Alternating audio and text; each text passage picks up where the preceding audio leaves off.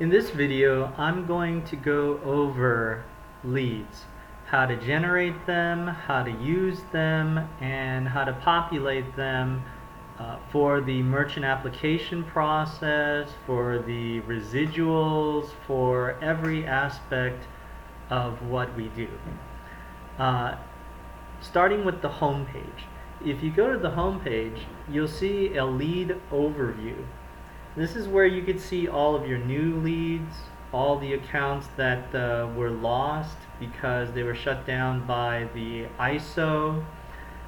Say for example, if you want to see your new leads, you simply click on the leads for today, or maybe for the month, or for the year, if you want to see all of them, and then they'll be listed down here, and you can filter them by the status updated date and the created date, last comment date, things like that. You can view them over the last 6 months, whatever you want to do to filter to see which leads and whatnot that you need.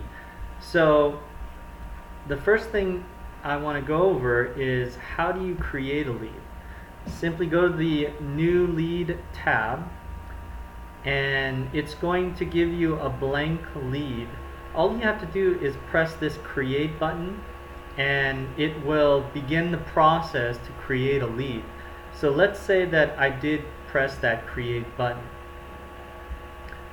And what's going to happen is it's going to bring this right side right here, this drop down right side section. And this section will still be blank. So what you want to do is you want to begin populating all of the merchant's data within all these blank fields within these tabs. Now I'm not going to go over all the tabs and what data you need to put in each blank. I think most of it is pretty self-explanatory. But I do want to highlight certain tabs and fields because they are important.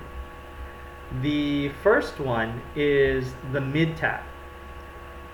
Obviously, when you're filling out this application, all these tabs for an application, this merchant doesn't have a merchant account number yet because it hasn't been assigned by the ISO. So this field will be blank. However, the ISO part, all of that, many of this can be filled out. Now, the other tab that I want to bring up is ISO specific tabs.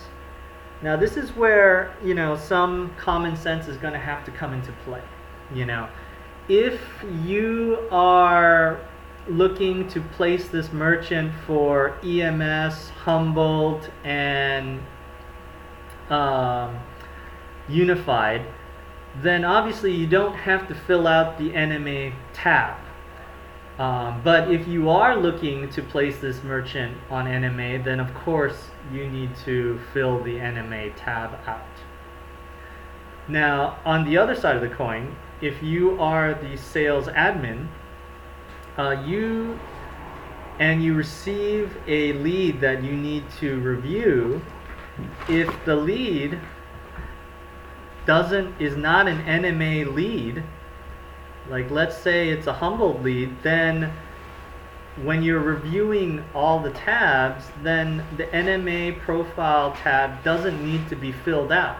So don't just automatically kick back applications because a tab isn't filled out when it shouldn't have been. Another tab that I want to point out is the products tab. This is for all the different products that you are selling the merchant. For example, let's say that you're selling the merchant a merchant account. You're also selling them gateway processing, gateway ACH processing. You want to click on those and make sure that they're check marked. And the reason why this is very important is down the line, when the implementations team is going to take over, they're going to go straight to the products tab and they're going to see what products they need to set up for the merchant. So it's much easier to see it under this tab than it is to dig through all the contract paperwork. Another tab that I did want to point out is the checklist tab. Now, the checklist tab is where it's not something that's going to populate any of the merchant application forms. It's simply a checklist of different docs and agreements that you will need to probably have in your possession before submitting an application. So it's just good to kind of keep the checks and balances and just kind of check mark each box here and there to make sure that you have all your ducks in a row. Now, when you get to the bottom of the screen, this is probably one of the most important sections of the lead tab, and that's the notes field. Because instead of sending emails back and forth with applications attached, you're essentially going to be commenting and adding notes on various reasons, on maybe why an application was rejected, or what you've accomplished to that point, maybe as a note for yourself. You'll live in this section. Now let's say you get a merchant over the phone and you filled out all of the information and you're ready to submit this to our sales admin for review. What you want to do is you want to make sure to put the category in the agreement phase and lead ready for review. The category is very, very important for the workflow, and you want to make sure to save that. And why it's important is the changing of the category is essentially the handing of the baton between employees.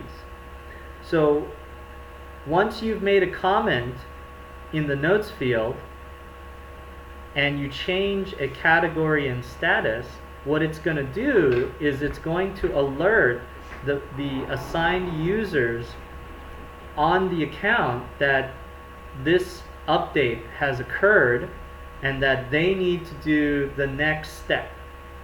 Okay? So that's why it is critical that you update it every single time that you change something, that you add a document, that you basically hand off the baton, and make sure that you save your document periodically, because it doesn't auto-save. As far as I know, Iris does not auto-save, so you want to save it as you're filling out these tabs, as you're doing anything. It's a good exercise to just always click the save button. The next thing you want to make sure is that the assigned users, you will be automatically a user on the account if you created the lead. But as a rule, you have to put the sales admin on the lead in order for it to get passed to her. So what I'm going to do is I'm going to go ahead and add the sales admin. And that is a steadfast rule. That is just, you have to do that. Otherwise, you can't hand the baton to anyone. You're just handing it to yourself, which does no good.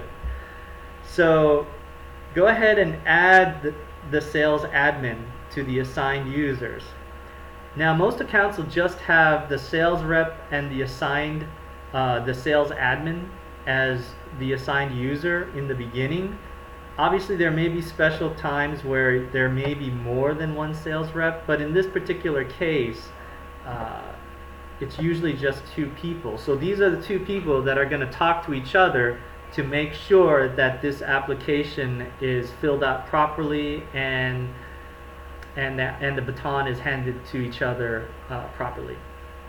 Now, let's say, for example, in this product, we sold the merchant a merchant account and a gateway product. Okay, so we need to create two leads, one for the merchant account and one for the gateway, because there are two products that need to be tracked within Iris. So the easiest thing to do is to first populate all the lead information with the merchant account data, and then what you want to do is you want to duplicate it. And when you duplicate it, you want to put the same DBA, obviously, but at the same time, if this is a gateway product, you want to put in parentheses that it's a gateway product. And then you want to duplicate it. You want to duplicate it. And here you could say, you could put this status. You can change it to what it is. In this case, I'm just going to copy it and copy the assigned users and assign me and duplicate. And what it's going to do is it's going to create another lead profile, this time with the gateway product. And so you want to save that. And what's going to happen is this product will most likely not be updated much until the time comes within the workflow to update it. So let's say, for example, I'm the sales admin, and there comes a time when the merchant account has been approved by the ISO, and it's ready to now send to the implementations phase. What I'm going to do is first, I'm going to go to the mid tab, and I'm going to input the merchant account ID, the actual number of the merchant account ID. Why this is significant is because Iris bases all of their lookups on the merchant account ID. All the residual calculations, all of that is based on the merchant account ID. So once I've inputted that, I'm going to go ahead and change the status to implementations, and I'm going to save it.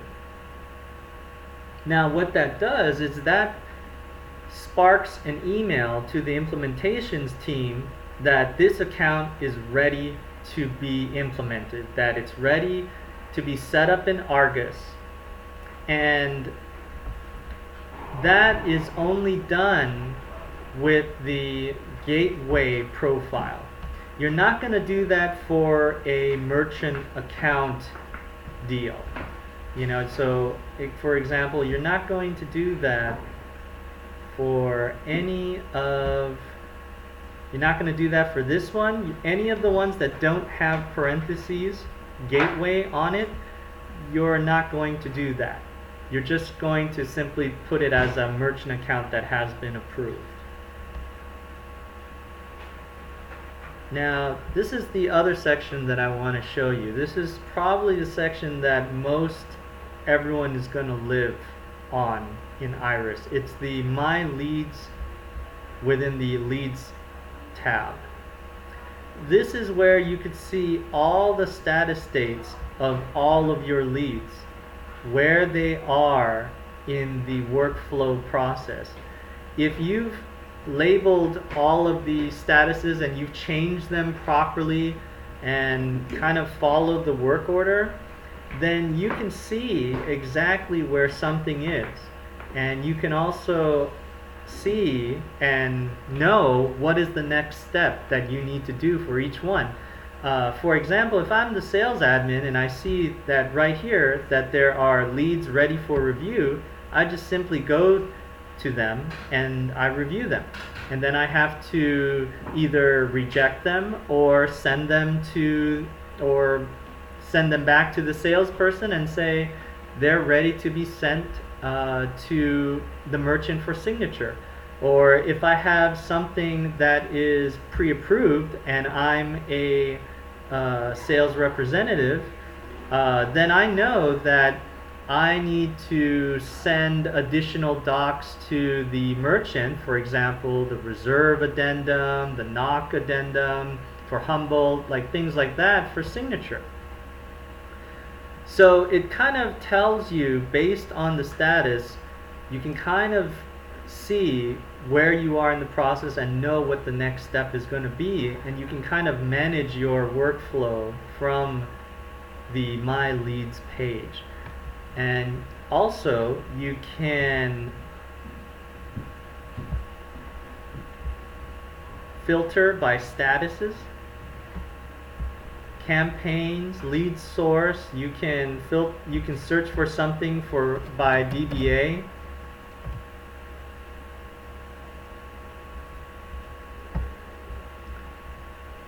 Now let's go back to one of the leads.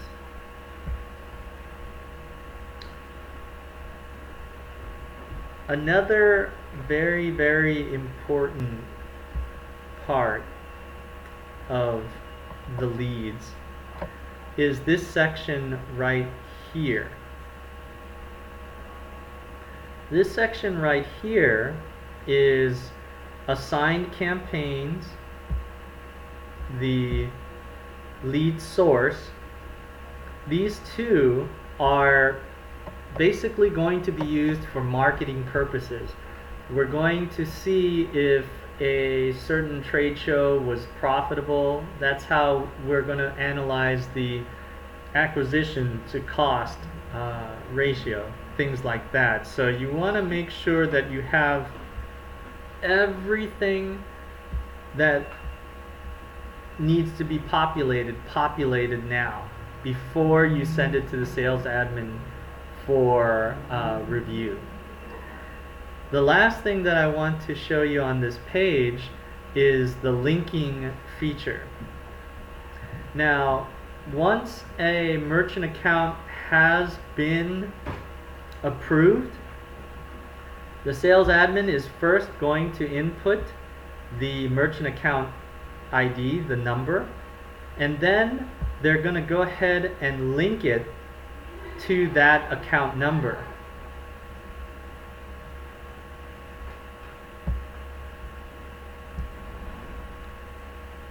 That way that lead is properly tied to the merchant account. And that is basically how to populate a lead and to submit it along to the next step.